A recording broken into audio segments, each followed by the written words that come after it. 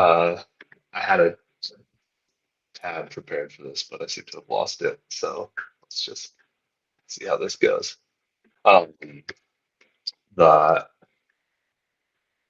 so say we want to know stuff about our older users. So we make this little query. This is all a little contrived, but Mind zooming a little? oh yeah. So we find them. We find our 10 oldest users, and let's rename this to make it easier. Oh, spelled it wrong. Oh well. So now, assuming I was on the right branch and didn't massively screw this up, what we can do is we want to find some facts about them, so we can filter on this from another query. There's my typo name. I say the email matches that. I hit update, and hopefully nothing explodes. It didn't. Hooray! So all right, that's a very silly fact.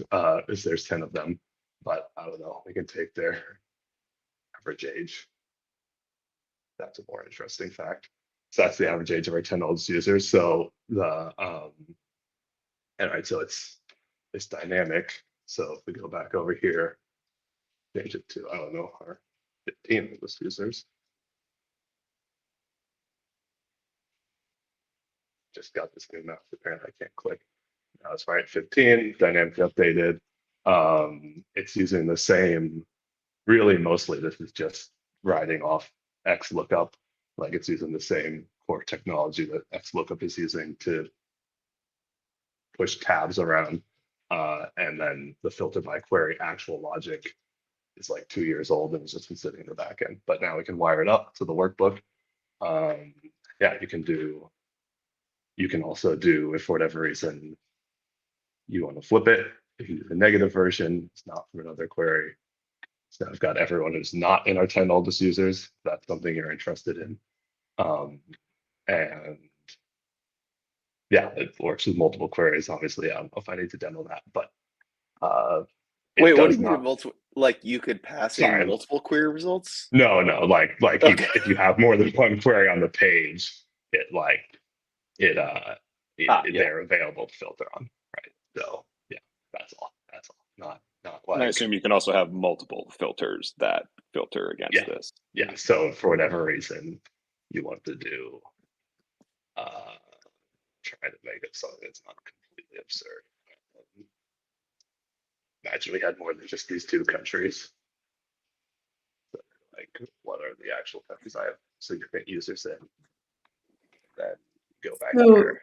theoretically, we could do one query is a cohort of users, another query is another cohort of users, and then find information around where one cohort plus another cohort is doing something, or like is not in a cohort and is in a cohort. Yeah, Right? Like, I mean, you can do real, basically cohort. Yeah. yeah. Yeah, you could. So yeah, here we're at another filter. Again, very silly because there's just one country. But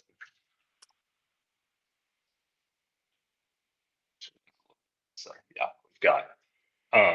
So yeah, that's it doesn't, and we've deliberately turned it off.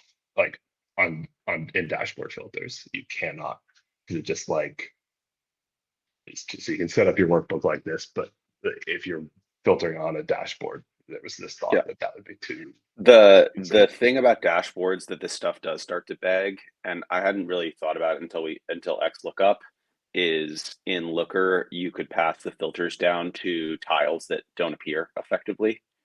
So you could pass it down to the queries that feed a larger query.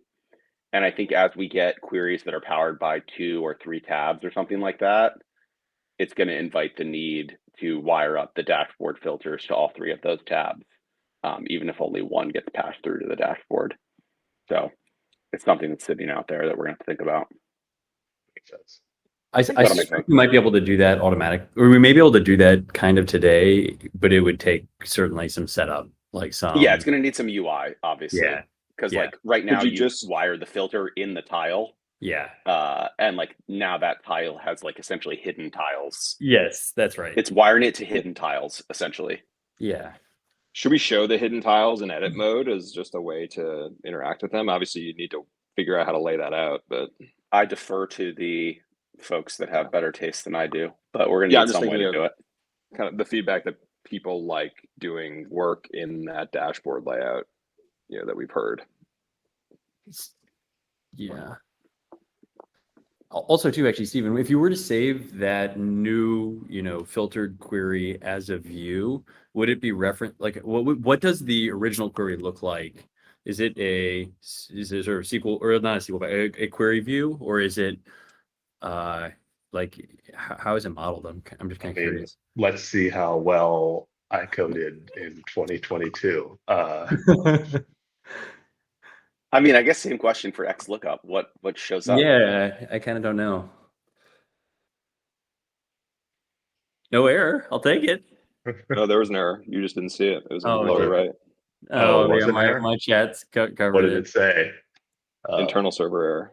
Oh, well, there you go. Oh man, old me let me down. It should work. Like there's nothing inherently that prevents. I think even the filter by queries is there in like the YAML definition. Like it can be made in YAML. Clearly, there's just a bug. But it should make a thing that like. But it should be able to. At that point, it will inline the two query definitions. If that's what you're asking, like at that point, the query definitions become static because the whole thing is static, right? That makes sense. Yeah. It's also just remarkable too, just in a stark contrast from at least like Looker and other, the paradigm there is like you build it in the model and then expose it in the UI. Like here, you literally built it in the UI first, and like I would probably build it in the UI, be able to actually go and view it in the model, and like to even understand what the parameters were, or like how to construct it. It's just it's so cool that we can build these really complex creative things. It's really awesome. Yeah, to your point too, like the best way to learn the model, if you need to learn the model, is to use the UI. Yeah, exactly.